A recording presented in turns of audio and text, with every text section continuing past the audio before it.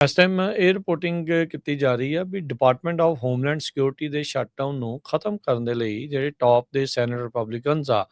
ਉਹਨਾਂ ਨੇ ਕਿਹਾ ਵੀ ਸਾਡਾ ਪਲਾਨ ਬਣ ਚੁੱਕਾ ਆ ਤੇ ਸਾਡੀ ਜਿਹੜੀ ਪਾਰਟੀ ਆ ਇਸ ਦੇ ਵਿੱਚ ਯੂਨੀਫਾਈਡ ਆ, ਇਕੱਠਿਆਂ ਹੋ ਚੁੱਕੀ ਆ। ਕਹਿੰਦੇ ਵੀ ਹੁਣ ਸਾਡਾ ਇੱਕ ਕੰਮ ਰਹਿ ਗਿਆ ਆ, ਡੈਮੋਕ੍ਰੇਟਸ ਨੂੰ ਇਸ ਚੀਜ਼ ਦੇ ਬਾਰੇ ਦੱਸਣਾ ਤੇ ਉਹਨਾਂ ਨੂੰ ਇਹ ਮਨਾਉਣਾ ਵੀ ਆਪਾਂ ਡਿਪਾਰਟਮੈਂਟ ਆਫ ਹੋਮਲੈਂਡ ਸਿਕਿਉਰਿਟੀ ਦੇ ਇਸ ਮਸਲੇ ਨੂੰ ਸੁਲਝਾਈਏ ਤੇ ਰੀਓਪਨ ਕਰੀਏ। ਆਪਾਂ ਨੂੰ ਆਲਰੇਡੀ ਪਤਾ ਆ ਵੀ ਕਿਸ ਤਰੀਕੇ ਦੇ ਨਾਲ ਏਅਰਪੋਰਟਸ ਦੇ ਉੱਤੇ 6-6 ਘੰਟੇ ਲੰਬੀਆਂ ਲਾਈਨਾਂ ਜਿਹੜੀਆਂ ਉਹ ਲੱਗੀਆਂ ਹੋਈਆਂ ਤੇ ਲੋਕਾਂ ਨੂੰ ਇਹ ਵੀ ਡਰ ਸਤਾ ਰਿਹਾ ਵੀ ਸ਼ਾਇਦ ਇਹ ਸਮਾਂ ਹੋਰ ਵੀ ਵੱਧ ਲੱਗ ਸਕਦਾ ਆ। ਬਹੁਤ ਸਾਰੇ TSA ਦੇ ਏਜੰਟਸ ਹੁਣ ਲਗਾਤਾਰ 2 ਤਨਖਾਹਾਂ ਨਾ ਮਿਲਣ ਤੋਂ ਬਾਅਦ ਦੇ ਵਿੱਚ ਕਈ ਕੰਮ ਤੇ ਨਹੀਂ ਆ ਰਹੇ ਤੇ ਕਈਆਂ ਨੇ ਅਸਤੀਫੇ ਵੀ ਜਿਹੜੇ ਉਹ ਦੇ ਦਿੱਤੇ ਆ। ਕੱਲ ਰਾਸ਼ਟਰਪਤੀ ਟਰੰਪ ਨੇ ਰਿਪਬਲਿਕਨਸ ਨੂੰ ਕਿਹਾ ਵੀ ਭਾਈ ਡਿਪਾਰਟਮੈਂਟ ਆਫ ਹੋਮਲੈਂਡ ਸਿਕਿਉਰਿਟੀ ਦੇ ਲਈ ਡੈਮੋਕ੍ਰੇਟਾਂ ਤੋਂ ਵੋਟਰ ID ਬਿੱਲ ਪਾਸ ਕਰਾਇਓ ਤਾਂ ਹੀ ਮੰਨਿਓ, ਨਹੀਂ ਤਾਂ ਰਹਿਣ ਦਿਓ ਭਾਵੇਂ। ਇੱਕ ਹਿਸਾਬ ਦੇ ਨਾਲ ਉਹਨਾਂ ਨੇ ਇਹ ਜਿਹੜਾ ਕਿਹਾ। ਟਰੰਪ ਹੁਣਾਂ ਨੇ ਆਲਰੇਡੀ ਕਿਹਾ ਆ ਵੀ ਜੇ ਮਿਡ ਟਰਮ ਇਲੈਕਸ਼ਨ ਅਸੀਂ ਹਾਰ ਗਏ ਤਾਂ ਮੇਰੀ ਪ੍ਰੈਜ਼ੀਡੈਂਸੀ ਖਤਮ ਆ। ਪਹਿਲਾਂ ਵੀ ਇਹ ਕਹਿੰਦੇ ਰਹੇ ਵੀ ਇੰਪੀਚਮੈਂਟ ਤੱਕ ਵੀ ਮੇਰੀ ਜਿਹੜੀ ਆ ਉਹ ਇਹਨਾਂ ਦੁਬਾਰਾ ਜਿਹੜੀ ਉਹ ਕੀਤੀ ਜਾ ਸਕਦੀ ਆ। ਪਿਛਲੀ ਵਾਰੀ ਵੀ 2 ਵਾਰੀ ਇਹਨਾਂ ਨੂੰ ਇੰਪੀਚ ਟਰੰਪ ਨੂੰ ਹਾਊਸ ਨੇ ਕੀਤਾ ਸੀਗਾ, ਸੈਨੇਟ ਚੋਂ ਦੋਨੋਂ ਵਾਰੀ ਜਿਹੜੇ ਉਹ ਬਰੀ ਹੋ ਕੇ ਬਾਹਰ ਨਿਕਲੇ ਸੀਗੇ। ਸੋ ਸੇਵ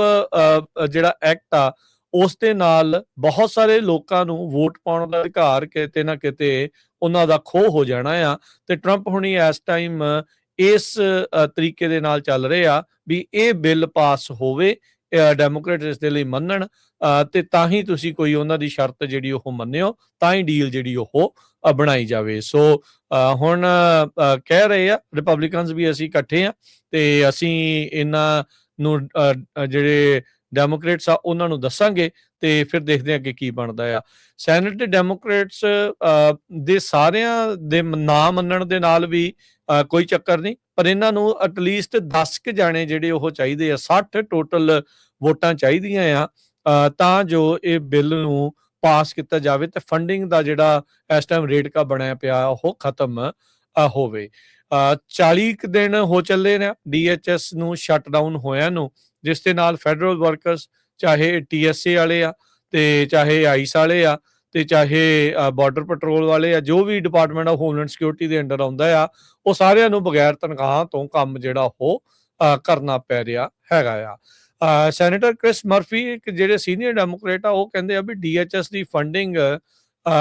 ਜਿਹੜੀ ਆ ਉਹ ਵਿਦਆਊਟ ਦੈਟ ਮਨੀ ਆਈਸ ਦੀ ਜਿਹੜੀ ਐਨਫੋਰਸਮੈਂਟ ਆ ਉਹ ਕਰਨੀ ਔਖੀ ਜਿਹੜੀ ਉਹ ਹੋਊਗੀ। ਸੋ ਕਹਿੰਦੇ ਵੀ ਸਭ ਤੋਂ ਈਜ਼ੀਐਸਟ ਵੇ ਹੋਊਗਾ ਵੀ ਆਈਸ ਐਨਫੋਰਸਮੈਂਟ ਦੇ ਲਈ ਮਨੀ ਨਾ ਹੋਵੇ ਤੇ ਬਾਕੀ ਨੂੰ DHS ਨੂੰ ਅਸੀਂ ਜਿਹੜਾ ਉਹ ਫੰਡ ਕਰ ਦਿੰਦੇ ਆ। ਸੋ ਆਈਸ ਦੇ ਪਰ ਕੁਤਰਨ ਨੂੰ ਜਿਹੜੇ ਡੈਮੋਕ੍ਰੇਟ ਆ ਉਹ ਕਾਲੇ ਇਸ ਟਾਈਮ ਪਏ ਹੋਏ ਆ। ਸੋ ਜਿਹੜੇ ਸੈਨੇਟ ਦੇ ਮੈਜੋਰਟੀ ਲੀਡਰ ਜੌਨ ਥੂਨ ਆ ਉਹਨਾਂ ਨੇ ਕਿਹਾ ਵੀ ਅਸੀਂ ਆਪਸ ਦੇ ਵਿੱਚ ਰਿਪਬਲਿਕਨਸ ਨੇ ਕਰ ਲਿਆ ਆ ਤੇ ਕਹਿੰਦੇ ਵੀ ਇਹ ਜਿਹੜਾ ਪਾਰਟੀਜ਼ਨ ਬਿੱਲ ਆ ਉਸ ਨੂੰ ਅਸੀਂ ਪਾਸ ਕਰਾਉਣ ਬਾਰੇ ਸੋਚ ਰਹੇ ਆ ਵੀ ਚਾਹੇ ਡੈਮੋਕ੍ਰੇਟ ਵੋਟਾਂ ਦੀ ਜਿਹੜੀ ਉਹ ਲੋੜ ਨਾ ਹੀ ਜਿਹੜੀ ਉਹ ਪਵੇ, ਪਰ ਹਾਲ ਦੀ ਘੜੀ 60 ਵੋਟਾਂ ਜਿਹੜੀਆਂ ਉਹ ਇਹਨਾਂ ਨੂੰ ਜ਼ਰੂਰੀ ਚਾਹੀਦੀਆਂ ਨੇ ਪਾਸ ਕਰਾਉਣ ਦੇ ਲਈ ਤੇ ਉਹ ਨੰਬਰ ਜਾਦੂਈ ਆંકੜੇ ਤੱਕ ਅਜੇ ਜਿਹੜੇ ਰਿਪਬਲਿਕਨਸ ਆ ਨਹੀਂ ਪਹੁੰਚ ਰਹੇ ਵਿਦਆਊਟ ਡੈਮੋਕ੍ਰੇਟ ਪਾਰਟੀ ਦੇ ਕੁਝ ਲੀਡਰਸ ਦੀ ਸਪੋਰਟ ਤੋਂ। ਜੀ ਸੋ ਬਿਲਕੁਲ ਪ੍ਰੈਜ਼ੀਡੈਂਟ ਟਰੰਪ ਹੁਣੀ ਮੇਲ ਇਨ ਬੈਲਟ ਦੇ ਅਗੇਂਸਟ ਬੋਲਦੇ ਆ, ਪਰ ਕਹਿੰਦੇ ਪਬਲਿਕ ਰੈਕਰਡਸ ਇਹ ਮਿਲੇ ਹੈਗੇ ਆ ਵੀ ਫਲੋਰੀਡਾ ਦੇ ਵਿੱਚ ਉਹਨਾਂ ਨੇ ਇੱਕ ਵਾਰੀ ਮੇਲ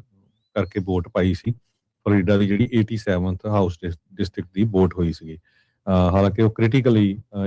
ਇੱਕ ਸਾਲ ਤੋਂ ਹੀ ਬੋਲ ਰਹੇ ਆ ਵੀ ਮੇਲ ਇਨ ਬੈਲਟ ਜਿਹੜੇ ਆ ਇਹ ਮੇਲ ਇਨ ਚੀਟਿੰਗ ਹੈਗੀ ਆ।